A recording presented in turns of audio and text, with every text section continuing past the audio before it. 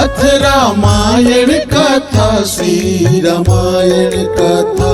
अथ रामायण कथा श्री रामायण कथा।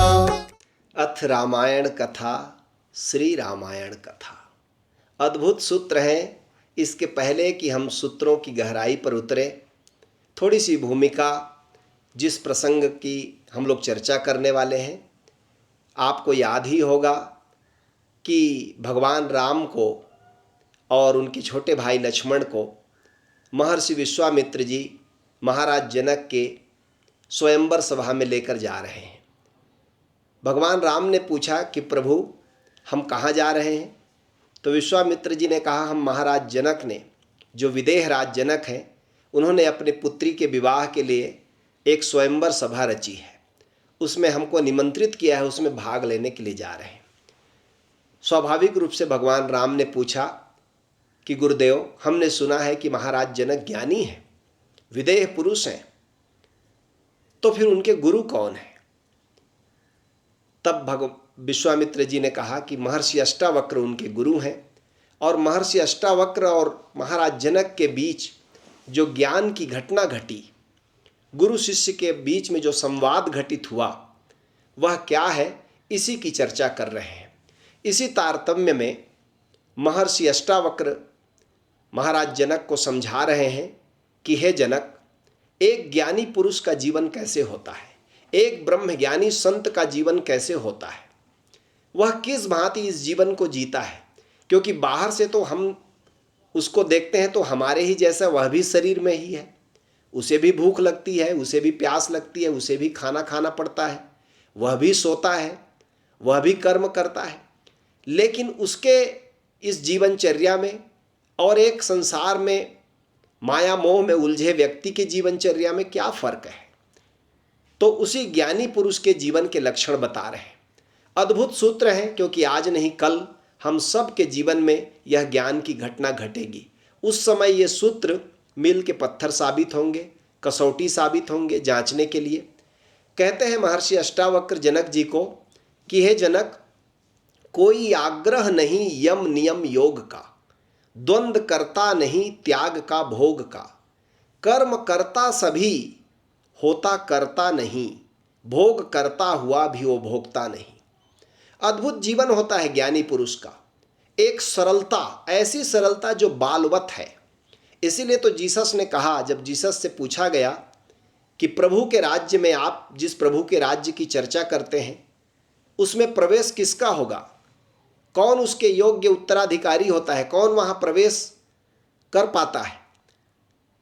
तो जीसस ने अपने आजू बाजू देखा और एक माँ अपने गोद में एक बच्चा उठाई थी, उसकी तरफ इशारा करके बोला, जो इस बच्चे जैसे सरल होंगे वही मेरे प्रभु के राज्य में प्रवेश करेंगे।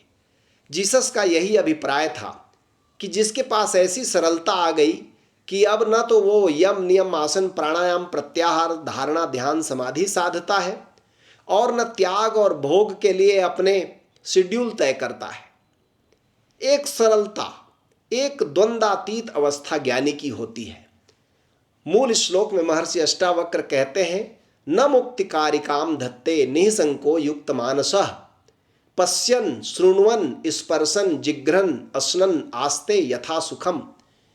कहते हैं ऐसा पुरुष जो ज्ञान को उपलब्ध हो गया, जो ब्रह्मज्ञानी है, शंका रहित है, वह यम नियम आदि मुक्तिकारी योग को आग्रह के साथ ग्रहण नहीं करता, वह कोई विशेष विधि का अभ्यास नहीं करता, लेकिन वह देखता हुआ, सुनता हुआ, स्पर्श करता हुआ, सूंघता हुआ, खाता हुआ सुखपूर्वक रहता है। परम गुरु ओशो इसको समझाते हुए कहते हैं कि ऐसे व्यक्ति के जीवन में कोई दमन नहीं होता, कोई जबरदस्ती नहीं है, कोई आत्महिंसा नहीं है, कोई कठोरता नहीं है, कोई तपश्चर्या नहीं है, न तो भोग है उसके जीवन में, न योग है उसके जीवन में। उसके जीवन में बड़ी सरलता है। ऐसे व्यक्ति के लिए गुरुदेव ने अवधूत गीता में लिखा है, यह जगत है ग्रस्त विकारों से, आत्मा जबकि है निर्विकार। आकारों से जग है निर्मित, आत्मा जबकि है निराकार।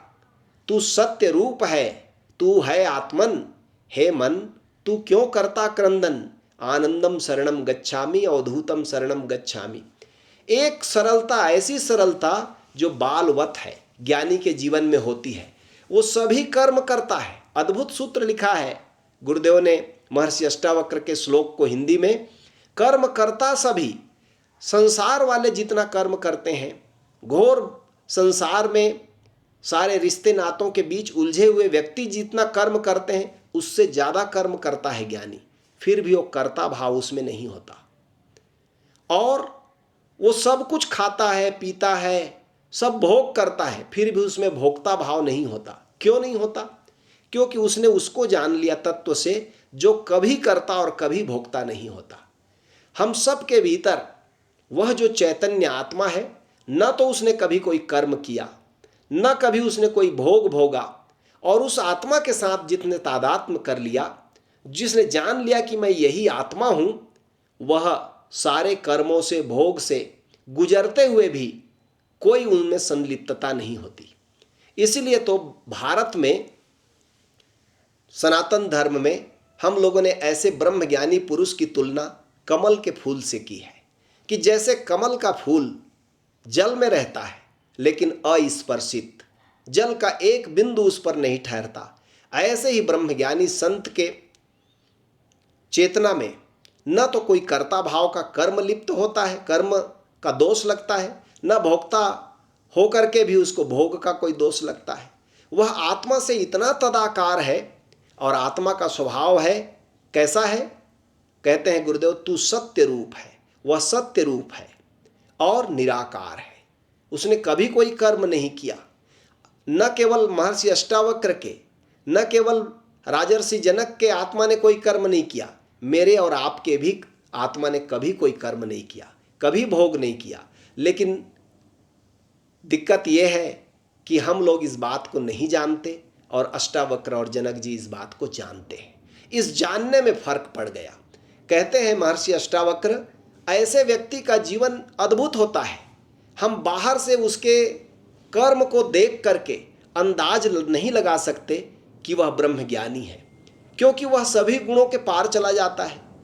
अब जैसे साधारणतया इस अगले सूत्र में देखिए, महर्षि अष्टावक्र इशारा करते हैं, न अनाचार है, न सदाचार है, न उदासीन ही उसका व्यवहार है। ऐसे व्यक्ति के जीवन में अनाचार तो होता ही नहीं, लेकिन मुश्किल हमको तब पड़ेगी जब हम कहेंगे उसके जीवन में सदाचार भी नहीं होता।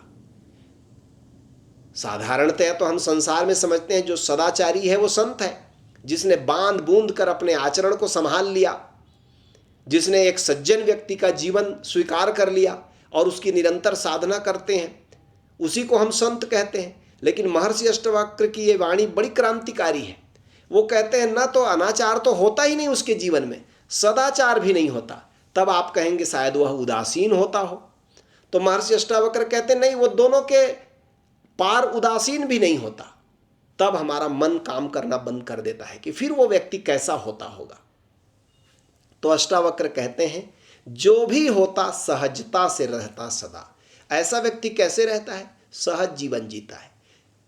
एक उदाहरण देते हुए ओशो कहते हैं एक सूफी फकीर का, जब उससे पूछा गया कि जब आप एनलाइटेंड हुए, ब्रह्म ज्ञान को उपलब्ध हुए, तब उसके पहले जीवन कैसे जीते थे और एक ब्रह्मज्ञानी होने के बाद कैसे जीते हैं, तो उसने कहा कि ब्रह्मज्ञानी होने के बाद जब आत्मज्ञान मुझे घटा, तब मैं बिल्कुल सहज जीवन जीता हूँ। भूख लगती है तो खा लेता हूँ, प्यास लगती है तो पानी पी लेता हूँ, नींद आती है तो सो जाता हूँ। तो पूछने वाले ने कहा ऐसा तो हम भी करते हैं, फिर आप में और हम में फ़र्क क्या है? तो उस फकीर ने कहा नहीं नहीं, तुम ऐसा नहीं करते। तुमको जब भूख लगती है तब तुम ज़बरदस्ती भूख को दबाते हो, उपवास करते हो, और जब भूख नहीं लगती तब भी तुम खाते हो। तुम घड़ी के अनुसार भोजन करते हो। तुमको नींद आती है तब तुम नींद को छोड़ते हो कई बार कि जरूरी काम है, अभी नींद नहीं ले सकते, और कभी जब नींद नहीं आ रही तब ज़बरदस्ती सोने का प्रयास करते हो क्योंकि रात हो गई। तुम सहज जीवन नहीं जीते। लेकिन जब मुझको आत्मज्ञान घटा तब से मैं सहज जीवन जीता हूँ। ये फ़र्क आपको भी समझ में आएगा कि हमारा कोई भी कर्म सहज नहीं होता, लेकिन एक ज्ञानी पुरुष का कर्म सहज होता है। जो भी होता सहजता से रहता सदा, शुभ अशुभ कुछ नहीं चाहता अन्यथा। और मुश्किल पड़ेगा, हम कहेंगे अशुभ नहीं चाहता, यहाँ तक तो ठीक है, शुभ भी नहीं चाहता। वो जो हो रहा है उससे परिपूर्ण राजी है, 100% राजी है। इसको बहुत ही सुंदर आनंद गीता में गुरुदेव ने लिखा है, साक्षी होकर जो जी न सका जीवन उसका बेकार गया। साक्षी होकर जीने का मतलब यही है, सहज जीवन। साक्षी होकर जो जी न सका जीवन उसका बेकार गया, धन पद की कौड़ी की खातिर वह हीरा जीवन हार गया। साक्षी हो तब ही मुंह खोलो, वरना अच्छा है मत बोलो। अथ मौनम शरणम गच्छामि भज ओसो शरणम गच्छामि। जो साक्षी है उसी को बोलने का अधिकार है, क्योंकि उसकी वाणी से लोगों के हृदय शांत होते हैं, मन शांत होता है। और अद्भुत बात कहते हैं महर्षि अष्टावक्र कि यह ज्ञान के लिए कोई प्रयास की जरूरत नहीं है, इसे सुनकर आपको बड़ी शांति मिलेगी। कहते हैं महर्षि अष्टावक्र अपने मूल श्लोक में, वस्तु श्रवण मात्रेण शुद्ध बुद्धिर निराकुलः नैवाचारम अनाचारम औदास्यम व प्रमस्यति। कहते हैं सत्य को सुनने मात्र से, यथार्थ सत्य के श्रवण मात्र से बुद्धि शुद्ध हो जाती है, चित्त स्वस्थ हो जाता है। ऐसे पुरुष को न तो आचार को, न अनाचार को और न उदासीन होने को बाध्य है। अद्भुत है, सत्य को सुनने से ज्ञान हो जाता है। यही जनक जी को हुआ। 12 वर्ष के किशोर अवस्था के गुरु अष्टावक्र जी ने कहा, जनक तुम आत्मा हो, इस बात को अभी देखो, तुम साक्षी हो, तुम चैतन्य हो, इस बात को अभी जानो। और इस सत्य को जैसे ही अष्टावक्र जी ने कहा, तत्क्षण यह अनुभव बन गया जनक जी का। महाराज जनक ने इसको अनुभव किया और कहा, गुरुदेव सच कहते हैं। अरे आश्चर्य, मैं इतने काल से मूर्छा में पड़ा था, इतने काल से मैं अपने को शरीर और इंद्रियों से आबद्ध मानता था। आश्चर्य। और यही एक क्रांतिकारी बात है। आज तक मनुष्य जाति के इतिहास में कभी किसी गुरु शिष्य के बीच ऐसी घटना नहीं घटी है जो महर्षि अष्टावक्र और राजर्षि जनक जी के बीच में घटी। गुरु ने कहा कि तुम आत्मा हो और शिष्य को अनुभव हो गया। और इस बात की घोषणा कर रहे हैं अष्टावक्र जी, वस्तु श्रवण मात्रेण, तत्व को सुनने मात्र से, सत्य को सुनने मात्र से, कुछ किया नहीं, न यम नियम आसन प्राणायाम प्रत्याहार धारणा ध्यान, कुछ भी नहीं किया, और सुनने मात्र से ये घटित हुआ। कैसे घटित हुआ? परम गुरु ओशो कहते हैं, जिसकी बुद्धि शुद्ध हो, निराकुल हो, तरंगे न उठ रही हो जिसके भीतर, कामना की लहरें न उठ रही हो, ऐसे व्यक्ति के जीवन में जहाँ चित्त स्वस्थ है, शुद्ध है बुद्धि, सत्य के श्रवण मात्र से, सिर्फ सत्य के आघात मात्र से, सत्य के संवेदन मात्र से जो मुक्त हुआ है, किसी आग्रह हठ योग नियम व्रत उपवास इत्यादि से नहीं, बोध मात्र से जो मुक्त हुआ है, ऐसे व्यक्ति के जीवन में न तो आचार होता है, न वो आचरण को साधता है, न वो अनाचारी होता है, और इतना ही नहीं, उदासीन भी नहीं होता। ऐसे व्यक्ति को समझ पाना मुश्किल होता है। इसलिए तो सारी दुनिया सद्गुरुओं के खिलाफ हो जाती है, संतों के खिलाफ हो जाती है। उनको समझ में नहीं आता एक ऐसा व्यक्ति है, अनाचारी भी नहीं कह सकते, सदाचारी भी नहीं कह सकते, उदासीन भी नहीं कह सकते। जैन परंपरा में उसको कहते हैं गुणातीत अवस्था, वो सब गुणों के पार हो गया। महर्षि अष्टावक्र कहते हैं, यदा यत कर्तुम आयाति तदा तत्कुरुते रुजुः। जब जैसा आता है सहजता के साथ वह बालवत उस व्यवहार को करता है। पहले से तय नहीं करता, पहले से तैयारी नहीं करता कि कोई ऐसा कहेगा तो ऐसा कहूँगा, ऐसा करेगा तो ऐसा करूँगा, ऐसा वो पहले से तय नहीं करता। स्पॉन्टेनियस, जहाँ सहजता से जो उसके भीतर से रिस्पॉन्ड निकलता है वही वो लोगों को कह देता है। यदा यत कर्तुम आयाति तदा तत्कुरुते ऋजुः, सरलता पूर्वक वही कर देता है। शुभम वाप्यम अशुभम वापि तस्य चेष्टा ही बालवत। अब वो शुभ अथवा अशुभ करने को आ पड़ता है तो जो अशुभ आ गया उसको भी कर डालता है, शुभ आया उसको भी कर डालता है। इसीलिए बेबूझ लगता है ऐसा व्यक्ति हमें। लेकिन हजारों साल की संस्कृति के कारण भारतीय उपमहाद्वीप में हमने संतों को, ऐसे संतों को सम्मान दिया, हमने उनको सूली पर नहीं लटकाया, हमने उनको जहर नहीं दिया। लेकिन ऐसे ही ब्रह्मज्ञानी जब पश्चिम में हुए तो वो लोग के पास ये संस्कृति नहीं थी, इसलिए जीसस को उन्होंने सूली पर लटका दिया, सुकरात को जहर दे दिया।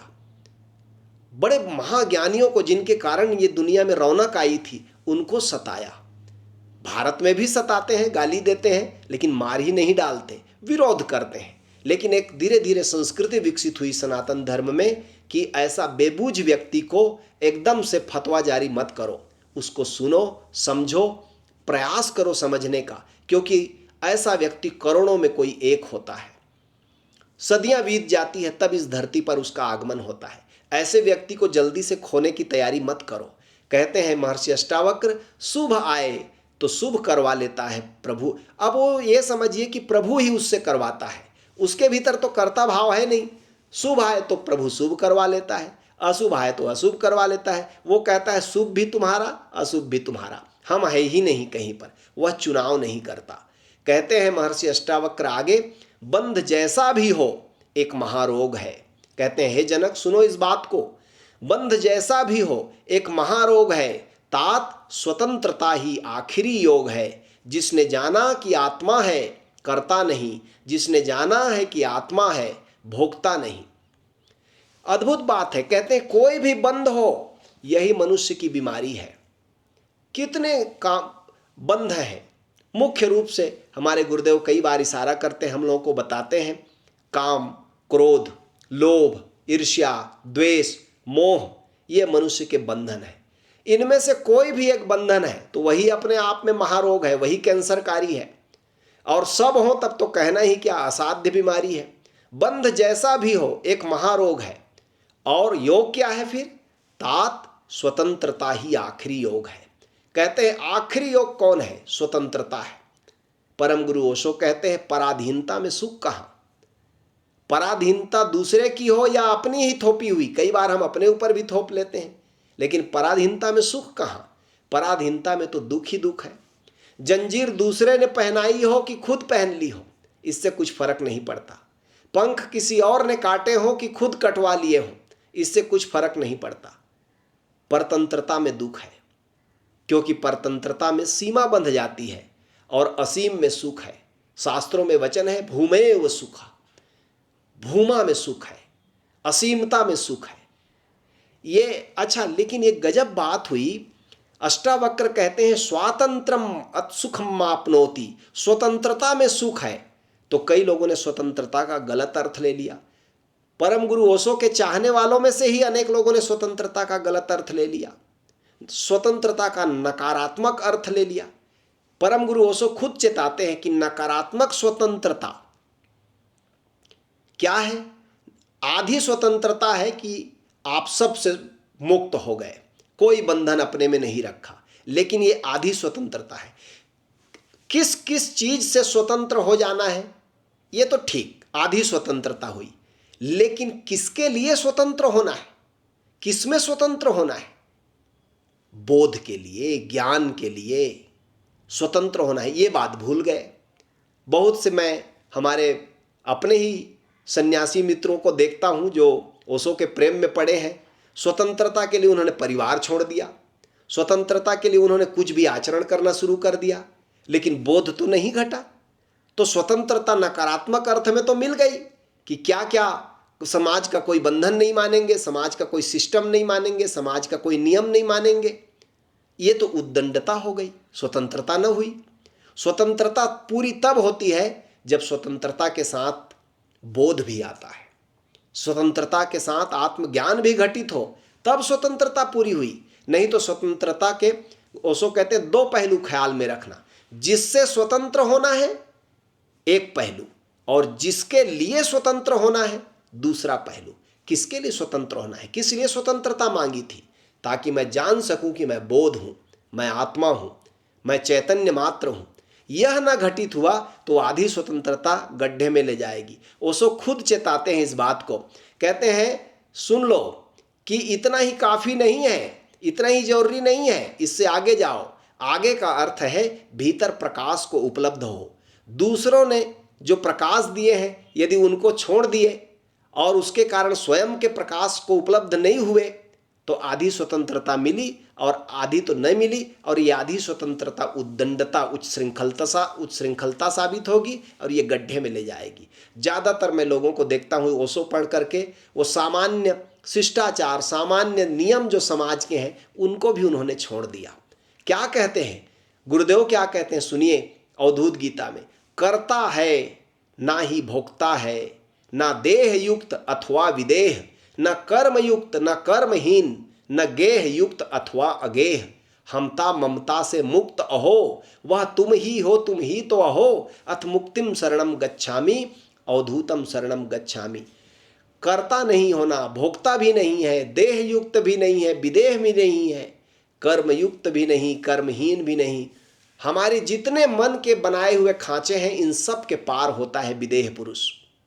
हमता ममता से मुक्त होता है। स्वातंत्र्यात् सुखम मापनोति, स्वातंत्र्यात् अल्लभते परम। कहते हैं स्वतंत्रता से परम का लाभ हो तब जानना कि स्वतंत्रता घटित हुई। स्वातंत्रम निवृत्तिम गच्छेत स्वातंत्र्यात् परम पदम। धीर पुरुष स्वतंत्रता से सुख को प्राप्त करता है, स्वतंत्रता से परम पद को प्राप्त करता है, स्वतंत्रता से नित्य सुख को प्राप्त करता है। लेकिन यदि स्वतंत्रता परम पद तक नहीं ले गई तो ये स्वतंत्रता ही गड्ढे में ले जाने वाली साबित होगी। फिर आप लोग कहते हैं गुरु को भी छोड़ो, नियम को भी तोड़ो। ज़्यादातर लोगों ने इसी तरह अपने स्वतंत्रता का अर्थ ले लिया है।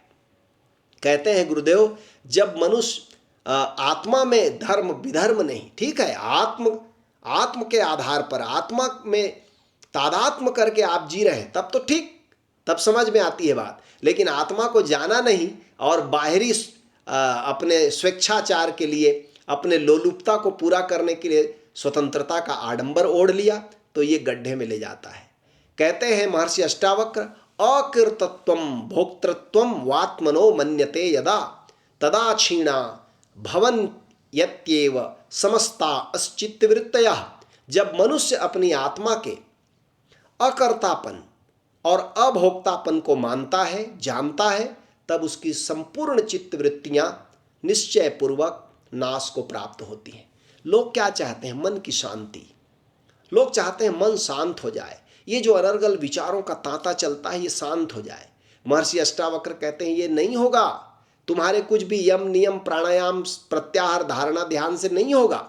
ये कब होगा? जिस दिन तुम जानोगे कि तुम आत्मा हो, तब अपने आप पाओगे कि अरे अशांति तो कहीं है ही नहीं, मैं तो किस सपने में खोया था। ये ठीक ऐसे ही है जैसे रात में आप सोए हो और सपना देख रहे हो कि छाती में भूत चढ़ा हुआ है और डांस कर रहा है और आप चीख रहे हो, चिल्ला रहे हो, तमाशा मचाए हुए हो, फिर अचानक नींद खुल गई। नींद खुली तो आपने पाया अरे न तो कोई भूत है, न कोई प्रेत है, न कोई नृत्य है भूत प्रेत का। जागरण पर पाया जाता है। ऐसे कोई व्यक्ति जब अपनी आत्मा के प्रति जाग जाता है कि अरे यह तो मैं चैतन्य हूं, सदा निर्विकार, सदा शांत, तब उसका कहाँ का चित्तवृत्ति, कौन सा चित्तवृत्ति, किसको शांत करना है, किसको शांति चाहिए? जिसको शांति चाहिए वो तो सदा से ही शांत है। यही कह रहे हैं गुरुदेव, आत्मा में धर्म विधर्म नहीं, आत्मा में धर्म विधर्म नहीं, मुक्ति या बंध नहीं उसमें, सुख दुख का उसमें बोध नहीं, वह केवल चेतन तत्व सखे, वह केवल चेतन तत्व है, वह द्वैत नहीं, अद्वैत तात, बस एक ब्रह्म है सत्य तात, शिवत्वम शरणम गच्छामि, भज ओशो शरणम गच्छामि। वही शिव तत्व आपके भीतर बैठा है, एक बार उसके तरफ जागना होगा। हाँ, लेकिन इतना जरूर बार बार अष्टावक्र के साथ साथ परम गुरु ओशो चेताते हैं कि किसी ब्रह्म ज्ञानी संत के पास जाओ, वो तुम्हें आत्मा की एक झलक दे देगा। एक झलक भी तुमने जान लिया तो रास्ता, ये ठीक ऐसे है जैसे घनी अंधेरी रात में, बारिश के दिनों में घुप अंधेरा हो और रास्ता न दिखता हो और तब एक बार बिजली कौंध जाए और रास्ता दिख जाए, ऐसे ही सदगुरु के साथ होता है। जब कोई सदगुरु के चरणों में बैठता है और श्रद्धा से भरकर निवेदन करता है कि गुरुदेव मुझे भी एक अनुभव करा दीजिए, तो निश्चय ही सदगुरु की उपस्थिति में ही, ऐसा नहीं कि सदगुरु कराते हैं, उनकी दिव्य उपस्थिति में अपने आपको आत्मा की झलक मिल जाती है। एक झलक मिल गई, रास्ता दिख गया, अब हमें मालूम है किस दिशा में जाना है, अब हमें मालूम है हमारी मंजिल क्या है। जानने योग्य, ओशो कहते हैं जानने योग्य, मानने योग्य, होने योग्य एक ही बात है, और वह है अकर्तापन, अभोक्तापन, उस आत्मा को अनुभव कर लेना। और कहते हैं अकर्तापन और अभोक्तापन एक ही सिक्के के दो पहलू हैं। जिसने कर्ता भाव छोड़ा उसका भोक्ता भाव भी चला जाता है। जिसने जान लिया कि मैं कर्ता नहीं हूं, वो साथ साथ यह भी जान जाता है कि मैं भोक्ता भी नहीं हूं। जो इन दोनों से मुक्त हो जाता है उसकी चित्त वृत्तियां, उसकी अशांति अपने आप चली जाती है। फिर उसे न तो कोई निरोध करना पड़ता, न कोई चेष्टा करनी पड़ती कि कैसे अपने चित्त वृत्तियों को त्याग दूं, इसके लिए कोई उपाय नहीं करना पड़ता। ऐसा जानकर, ऐसा देखकर, ऐसा समझकर कि मैं केवल साक्षी हूं, चित्त वृत्तियां अपने आप ही शांत हो जाती हैं। साक्षी के साथ, परम गुरु ओशो की अमृत वाणी सुनिए, कहते हैं साक्षी के साथ मन जीत नहीं सकता, मन नहीं जीता, खत्म हो जाता है। साक्षी के साथ ही मन की तरंगें खो जाती है, और मन की तरंगों का खो जाना ही तो परमात्मा की तरंगों का उठना है। मन गया कि परमात्मा हुए आप। जहां कहते हैं ओशो, जहां तुम्हारा मन गया वहीं प्रभु आया। इधर तुम विदा हुए, उधर प्रभु का पदार्पण हुआ। इसीलिए तो गुरु को हम परमात्मा कहते हैं कि अब वो मन न रहा तो कहते हैं गुरुर् ब्रह्मा गुरुर्विष्णु गुरुर्देवो महेश्वरः गुरु साक्षात परब्रह्म तस्मै श्री गुरुवे नमः। गुरु साक्षात परमात्मा ही है, शरीर में है, इसलिए हम लोग को आंकने में जरा दिक्कत होती है, लेकिन वह तत्वतः अब परमात्मा ही है। समस्त धर्मों का, परम गुरु ओशो कहते हैं, समस्त धर्मों का जो अंतिम निचोड़ है वह है ऐसी घड़ियों को पा लेना जब न तो तुम भोगते हो, न तो तुम कुछ करते हो, तुम बस हो। होने में भोक्ता की तरंग उठी कि चूक गए, कर्ता की तरंग उठी कि चूक गए। होने में कोई तरंग न उठी, बहने लगा रस। रसो वै सह, वही आनंद की धार, वही अमृत की धार है। कहते हैं महर्षि अष्टावक्र, चित्त की वृत्तियां नष्ट होती स्वयं, योग है सबसे उत्तम यही आत्मन। यही सबसे उत्तम योग है, जान लेना कि मैं कौन हूं वस्तुतः। और कहते हैं महर्षि अष्टावक्र, योगी का रोष भी देखने योग्य है, ईर्ष्या है जब तलक शांति भी ढोंग है। ये एक अद्भुत पंक्ति है और थोड़ा समझना चाहिए। कभी कभी सद्गुरुओं को भी, संतों को भी, परम गुरुओं को भी आप क्रोध करते देखेंगे, रोष करते देखेंगे। कहते हैं महर्षि अष्टावक्र, योगी का रोष भी देखने योग्य है, ईर्ष्या है जब तलक शांति भी ढोंग है। और यदि कोई ईर्ष्या द्वेष को मन में दबा बैठा है और ऊपर से शांति का आवरण ओढ़ लिया है तो वो भी ढोंग है। और योगी का रोष भी वरेण्य है, स्वागत योग्य है।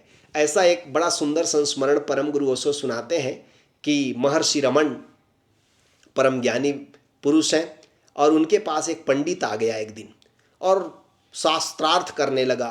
शास्त्रों के वचन रटा हुआ था, दोहराने लगा। महर्षि रमन धीरे धीरे उसको समझाते रहे कि नहीं नहीं, शास्त्र की बात नहीं, अनुभव की बात है। ऐसे प्यार से समझा रहे थे, लेकिन वो मानता ही नहीं था। वो कुतर्क करता था।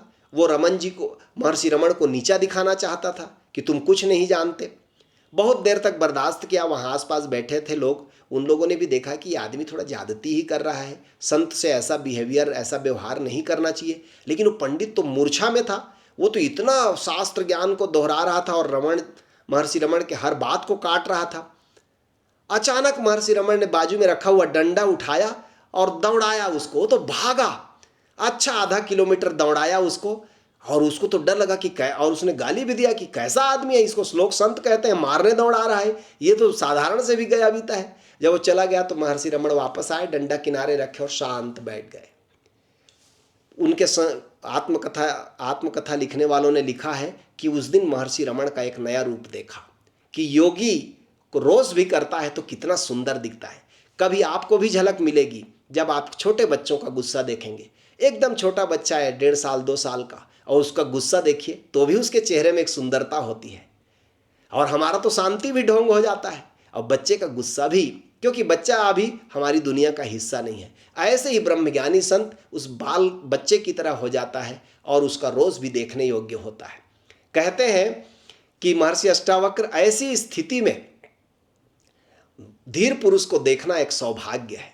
गुरुदेव ने लिखा है कि सुख का कारण संतोष तात अज्ञान बंध का कारण है। ज्ञानी के लिए न बंध तात, उसका आनंद अकारण है। वो अकारण आनंदित होता है, उसके सुख का, उसके रोष का, उसके किसी भी व्यवहार का कोई बाहरी कारण ऐसा नहीं होता कि जिसको पकड़ के क्रोध करे या रोष करे। खेल है उसके लिए पूरा जीवन, क्रीड़ा है। क्रीड़ा करता कभी वह महाभोग में, कंदरा में महल में सदा योग में। वो महल में रहे कि गुफा में रहे, वो सदा आनंद में रहता है। ये सदा आनंद वाले ब्रह्मज्ञानी संत को देखना जीवन का परम सौभाग्य है। कहते हैं कभी वो जनक की जैसा, जनक जी कैसे थे? राजकाज चलाते थे, सम्राट थे, सारे भोगों के बीच में थे। और कभी बुद्ध के जैसा भी होता है ब्रह्मज्ञानी कि सब राजकाज छोड़ दिया, चले गए जंगल में, बैठे हैं किसी पेड़ के नीचे सूखी जमीन में।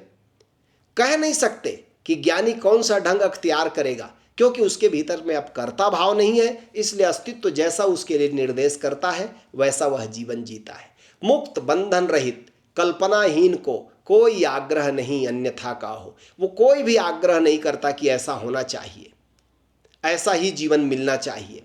वो पहले से ही मुक्त है, बंधन रहित है। अब वो कोई कल्पना नहीं करता कि कैसा आदर्श जीवन होना चाहिए। विरसंति महाभोगैर विसंति गिरि गह्वरान। कहते हैं कभी वो महाभोग में विलास भी करता है और कभी गुफा में शांत एकांत में बैठ जाता है जहाँ सारी असुविधा है। कल्पना रहित, बंधन रहित जैसा सरल जीवन वह जीता है वह दुर्लभ है। कहते हैं महर्षि अष्टावक्र जनक जी को, वासनाग्रस्त करते न सुंदर नयन, धीर प्रभु देख सर्वत्र होता मगन। किसी सुंदर चेहरे को, किसी की सुंदर आंखों को देखकर उसके भीतर से कोई वासना नहीं जन्मती, बल्कि सुंदर आंखों को देखकर उसे लगता है कि आहा, प्रभु ने कैसा सुंदर रूप लिया है। वो स्त्री की सुंदरता को देखकर ये नहीं कहता कि यह सुंदर है, चाहने योग्य है। वो देखता है इसमें भी परमात्मा ने कितना सुंदर रूप ले लिया है। ये अद्भुत बात है। हमको तो कोई साधारण रूप से सुंदर दिखे तो तत्क्षण हमारे मन में कामना उठती है कि यह मेरा होना चाहिए, यह मुझे मिलना चाहिए। लेकिन ज्ञानी देखता है तो देखता है कि अरे, प्रभु ने कितना सुंदर रूप लिया है। ये नहीं कहता कि मेरा होना चाहिए, ये नहीं कहता कि अब मैं इसको अपने कब्जे में ले लूं। वासनाग्रस्त करते न सुंदर नयन, धीर, ये जो ज्ञानी पुरुष है, ब्रह्मज्ञानी है, धीर प्रभु देख सर्वत्र होता मगन। वो सब में प्रभु को ही देखता है। वो ऐसा नहीं देखता कि ये व्यक्ति सुंदर है, ये व्यक्ति असुंदर है। वो देखता है सब में प्रभु ने ही रूप ग्रहण किया है। और अगली पंक्ति सुनेंगे तो चौंकेंगे आप। कहते हैं महर्षि अष्टावक्र, भृत्य या पुत्र, पत्नी या दौहित्र की, पाके धिक्कार योगी न होता दुखी। कहते हैं महर्षि अष्टावक्र कि ऐसा पुरुष, ऐसा ब्रह्मज्ञानी पुरुष अपने नौकरों से, पुत्रों से, पत्नी से या पोतों से या संबंधियों से हंसकर धिक्कारे जाने पर भी जरा भी विकार को प्राप्त नहीं होता। ये बड़ा अद्भुत है। कहते हैं पूरे बुद्ध पुरुषों की श्रृंखला में ऐसा उदाहरण सुकरात के जीवन में है। सुकरात की पत्नी बड़ी, जिनथेप्पे नाम था उसका, वो बड़ी क्रूर महिला थी, खूब सताती थी सुकरात को, रात दिन जीना हराम कर देती थी। फिर भी सुकरात शांत रहता था, मस्त रहता था। एक दिन तो ऐसा हुआ कि उसने चाय बनाया और 2-3 बार बुलाई कि चाय तैयार है, लेकिन अपने शिष्यों के साथ आ रहा हूँ, अब आ रहा हूँ, ऐसा कहते हुए सुकरात अपने शिष्यों के साथ मगन था चर्चा में, ब्रह्म चर्चा में। देर हो गई तो इतनी गुस्से में आ गई कि खौलता हुआ चाय की केतली लेकर आई और सुकरात के सिर में डाल दी। आधा चेहरा जल गया सुकरात का, काला पड़ गया। कहते हैं सुकरात ने पोंछा कपड़े से जले हुए चेहरे को और जहाँ चर्चा को छोड़ा था वहीं से चर्चा शुरू किया। शिष्यों ने कहा कि गुरुदेव ये क्या हुआ? उन्होंने कहा उसको जो करना था उसने किया, मुझे जो करना है मैं करूँगा। अद्भुत। भृत्य या पुत्र, पत्नी या दौहित्र की, पाके धिक्कार योगी न होता दुखी। पत्नी गाली दे कि अब एक क्या है, नौकर, भृत्य कहते नौकर को, नौकर किसी को गाली दे, इससे ज़्यादा बड़ा अपमान मालिक का क्या होगा। लेकिन कहते हैं योगी यदि मालिक हुआ और नौकर ने भी गाली दिया तो उसको कोई फर्क नहीं पड़ता। भृत्य या पुत्र, इन्हीं में से हम सबसे ज़्यादा अपमानित होते हैं। बेटा अपमान कर दे, नौकर अपमान कर दे, पत्नी अपमान कर दे, पोते अपमान कर दे, तो आदमी के अहंकार को बड़ी ठेस लगती है। लेकिन कहते हैं महर्षि अष्टावक्र, पाके धिक्कार योगी न होता दुखी। मूल श्लोक सुनिएगा महर्षि अष्टावक्र का, जिसका गुरुदेव ने बहुत सुंदर हिंदी अनुवाद किया है। भृत्यैः पुत्रैः कलत्रैश्च दौहित्रश्चापि गोत्रजयी, भृत्य पुत्र कलत्र दौहित्र या गोत्रज संबंधियों के विहिष्य धिकृतो योगी न याति विकृतिम मनाक। कहते हैं योगी फिर भी विकृति को प्राप्त नहीं होता, चाहे कोई कितना भी धिक्कारे। वो जानता है, अपने केंद्र को जानता है, इसलिए जरा भी वहां तरंग नहीं उठती। कहते हैं गुरुदेव आनंद गीता में, माना तुमने सब कुछ देखा पर दृष्टा अगर न हो पाए, माना तुमने सब श्रवण किया पर प्रभु की सदा न तुम सुन पाए, तो उमर बहाया पानी में, क्या मतलब आनी जानी में, जागरणम शरणम गच्छामि भज ओसो शरणम गच्छामि। उस दृष्टा तत्व को जानो, वो जो आत्मा है वही दृष्टा है, वही साक्षी है, उसको जान लो तो बाहर की कोई भी घटना, कोई भी तरंग आपको प्रभावित नहीं करती। लेकिन यह अनुभव ज्ञान हो तभी। आप ऊपर से आचरण ओढ़ लेंगे बिना आत्मा को जाने तो यह सधने वाला नहीं है। कहते हैं महर्षि अष्टावक्र, होके ऐसा ज्ञानी व्यक्ति हो के संतुष्ट भी तुष्ट होता नहीं जब तलक बोध को प्राप्त करता नहीं। ऐसा व्यक्ति बाहर से संतुष्ट लगेगा लेकिन भीतर से और परमात्मा की गहराइयों में वो प्रवेश करता है, वहां वो तृप्त नहीं होता।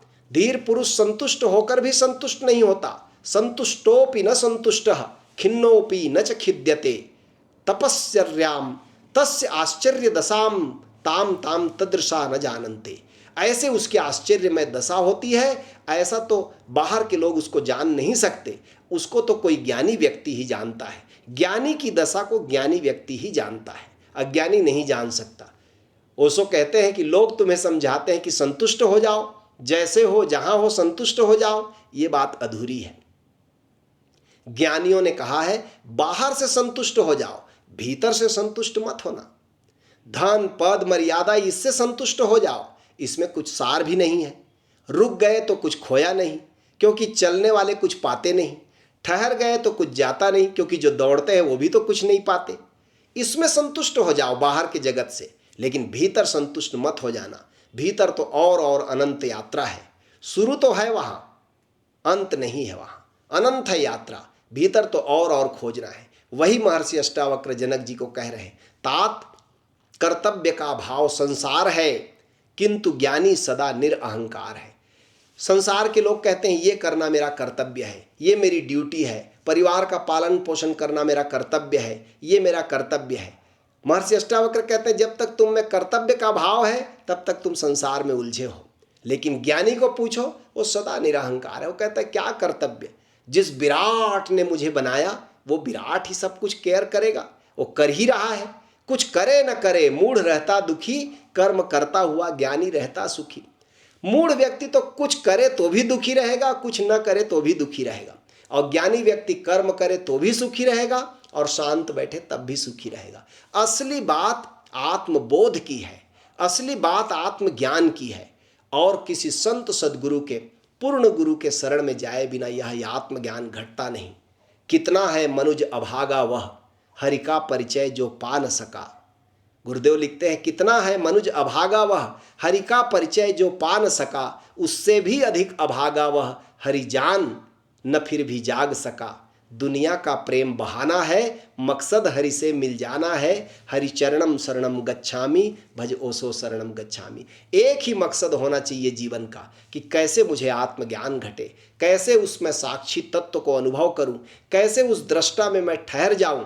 और इसके लिए ये अपने से होने वाला नहीं है। किसी संत सद्गुरुओं के पास, किसी ब्रह्मज्ञानी के पास जाकर विनम्र भाव से यह अनुरोध करना चाहिए कि गुरुदेव मुझ पर कृपा करें। ठीक वैसे ही जैसे बहुत उम्र के होने के बावजूद भी महाराज जनक 12 वर्ष के अपने सद्गुरु के पास जाकर हाथ जोड़कर झुककर बोले, कथम ज्ञानम कथम मुक्ति कथम वैराग्यम किम भविष्यति। कैसे होगा ज्ञान, कैसे होगा वैराग्य, कैसे होगी मुक्ति, हे गुरुदेव मुझे बताएं। तब महर्षि अष्टावक्र के मुख से ये अमृत वचन झरे।